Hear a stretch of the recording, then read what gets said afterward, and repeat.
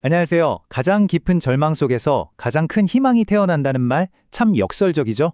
오늘 바로 그 이야기 정용섭 목사의 설교를 통해 한번 깊이 파고 들어가 보려고 합니다.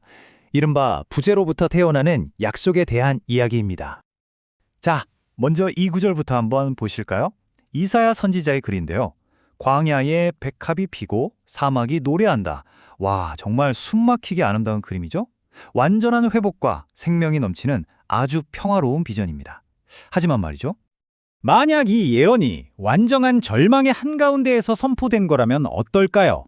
바로 여기가 이 설교의 심장을 꿰뚫는 지점입니다. 이 아름다운 비전이 평화로운 시기가 아니라 나라가 망하기 직전에 그 끔찍한 고통 속에서 나왔다는 사실. 여기서부터 모든 이야기가 시작됩니다. 자, 그럼 먼저 그 배경부터 한번 살펴볼까요? 아니, 어떻게 그야말로 사막 같은 잿더미 현실 속에서 꽃이 핀다는 이렇게 대담한 희망을 말할 수 있었을까요?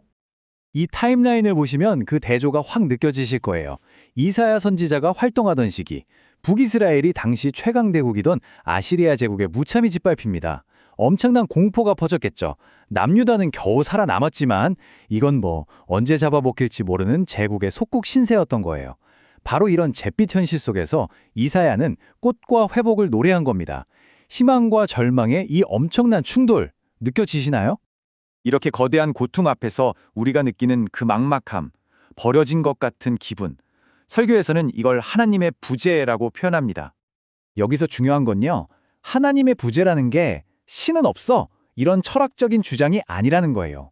그게 아니라 도저히 이해할 수 없는 불의와 고통 앞에서 아니, 신이 있다면 어떻게 이룰 수가 있지? 라고 절규하게 되는 바로 그 인간적인 경험을 말하는 겁니다. 신은 대체 어디 계신가? 하는 그 물음이요. 자, 그리고 이 표를 보면요. 이 수천 년 전의 경험이 오늘날 우리에게 어떻게 다가오는지 확 와닿습니다. 옛날의 제국의 억압은 오늘날의 각자 도생, 무한 경쟁으로, 사회적 불의는 이 초연결 사회 속 SNS가 주는 기묘한 고립감으로, 형태는 달라졌지만 그 본질적인 영적 공허함은 여전하다. 설교는 바로 이 점을 지적하고 있는 거죠. 설교는 특히 현대사회의 아픈 곳을 콕콕 집어내요.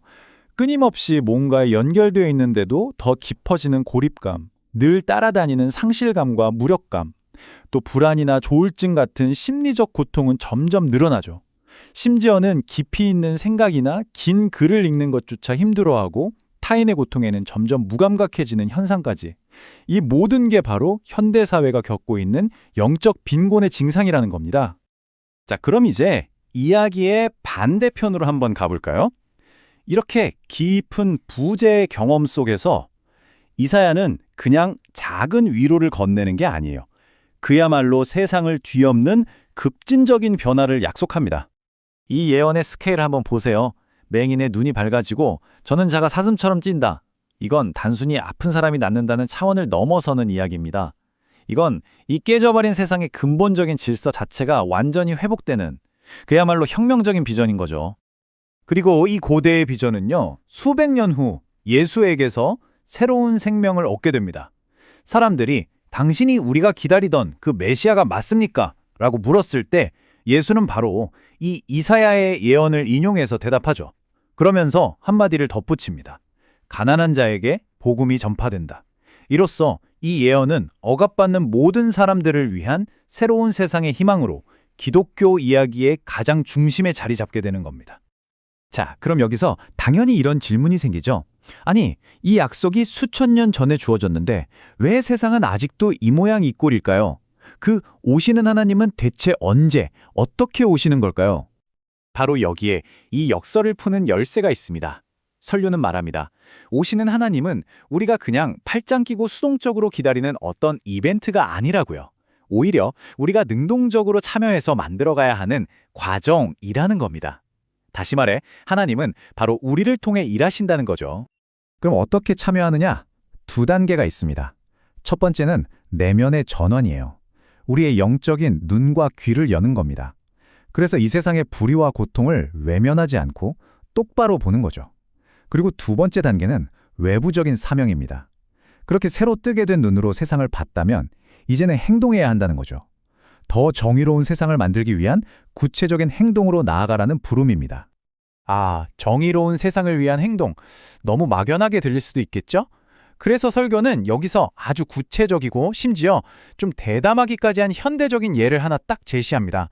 바로 기본소득 제도입니다. 모든 사람이 최소한의 인간적인 품위를 지키며 살 수 있도록 하자는 거죠. 이 그래프를 보시면 그냥 막연한 주장이 아니라는 걸 알 수 있습니다. 월 50만 원에서 시작해서 이상적으로는 80만 원까지 이렇게 구체적인 금액까지 제시하면서 최소한 생존의 위기에서는 벗어나게 하자는 목표를 이야기합니다. 이건 추상적인 영적 가치를 아주 현실적인 정책으로 바꿔보려는 시도인 거예요. 그리고 설교는 바로 이렇게 정의로운 시스템을 만드는 것 자체가 우리의 영적인 사명이라고 힘주어 말하는 겁니다. 그리고 설교는 도스토옙스키의 이 강력한 문장으로 이 아이디어를 마무리합니다. 그리스도가 진리 밖에 있다 해도 나는 진리가 아니라 그리스도와 함께 남겠다. 이게 무슨 뜻일까요? 진실이나 팩트를 무시하겠다는 게 아니에요.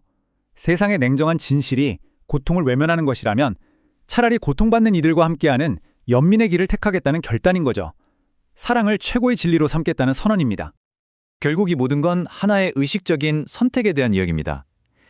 세상의 현실, 그 진실이 아무리 절망과 불의로 가득 차 보여도 우리는 희망과 행동의 길을 선택할 수 있다는 거죠.